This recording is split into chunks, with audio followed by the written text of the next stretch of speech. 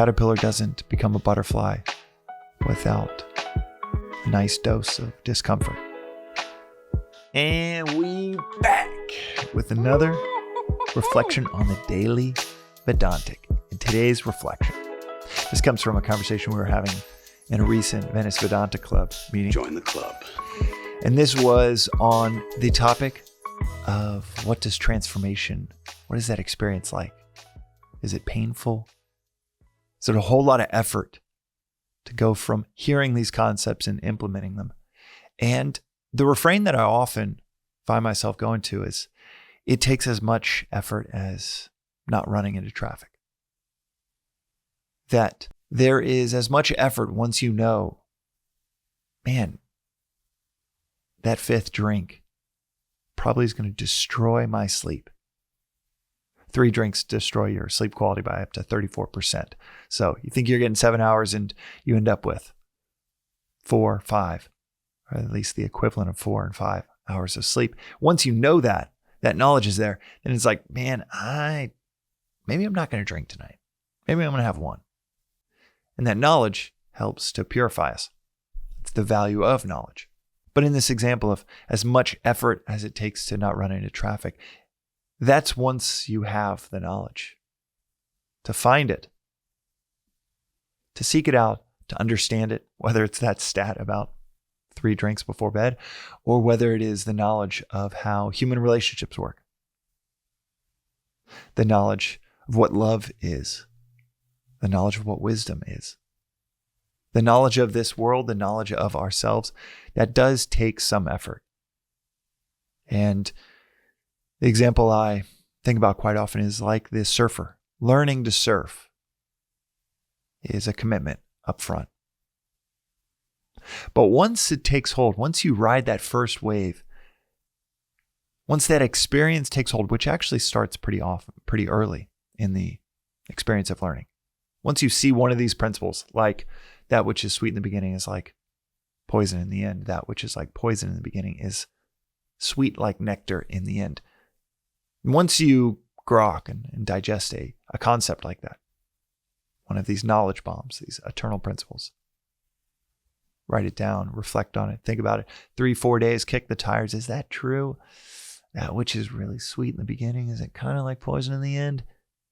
Oh yeah, it kind of is. With that reflection, digestion, with that understanding, that took maybe a few days to reflect on. It's like the surfer. You catch that wave, that first wave, and then, as my teacher Joseph would put it, you're cooked. You're done. The teacher's done. Doesn't need to teach them anymore. Once you have that experience, that student, that person wanting to surf is just going to chase that feeling, chase that groove, that rhythm, that harmony between themselves and nature. They're going to chase it. Similarly, when you start to see this philosophy work in our lives, it's the preceptor is done. That person is cooked. They're going to chase that rhythm, that harmony, the other principles that they can weave into their lives for effortless living. And you see a proficient surfer or even a advanced beginner like myself. You get to a point where it's 2-3 paddles, boom, you're on a wave and riding 50, 60 feet. Off of boom, boom, up, and then you're gliding. A little bit of effort.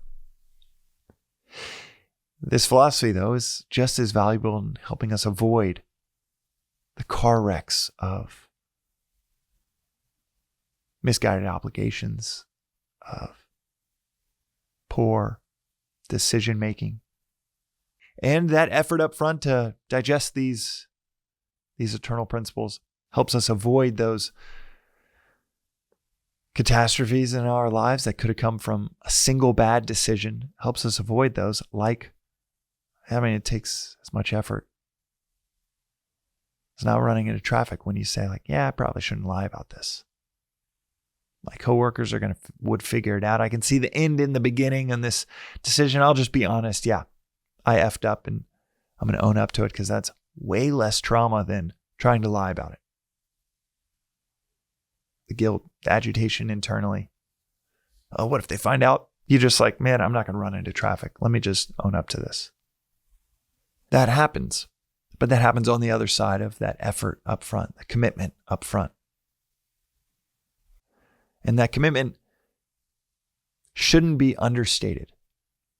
It might be quite minimal when, in the grand scheme of things, it might be waking up 12 days in a row to study and reflect first thing in the morning, ideally before 6 a.m., before the sun and the world pulls us out of ourselves. So it's pretty minimal in the grand scheme of things.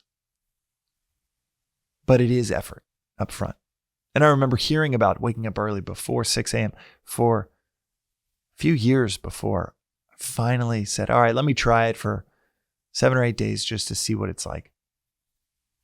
And what's beautiful, what's waiting on the other side is it's like a water slide. You just put in that first bit of effort, and then the effortlessness of it takes over and you just glide. The last thing I'll say about this transformation that others might witness, that you might witness. Transformation itself will have some discomfort along the way. It will feel natural. You will make these rational, very simple analytical decisions of, I don't want to make that mistake. Now I can see clearly the end, the beginning, if I try it this way or that way. But the transformation of a caterpillar into a butterfly, there might be some pain along the way, some discomfort. Certain friends, they no longer hold an appeal to hang out with. Certain things get said by a family member on not understanding this path.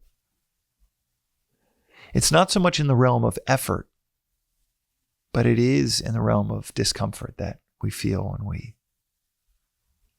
transform from a previous version of ourselves to the one that we ultimately have been seeking our whole lives. You can't expect it. That caterpillar doesn't become a butterfly without a nice dose of discomfort. But do you want to stay a caterpillar when you're meant to be so much more? The equation is pretty simple. And that discomfort in the front end pales in comparison to just flying on the other side. That's today's reflection on the Daily Vedantic. And the more that we can reflect on the realities of what transformation looks and feels like, well, as we've said before, nearly all of life's frustrations come down to misguided expectations. We'll see you next time.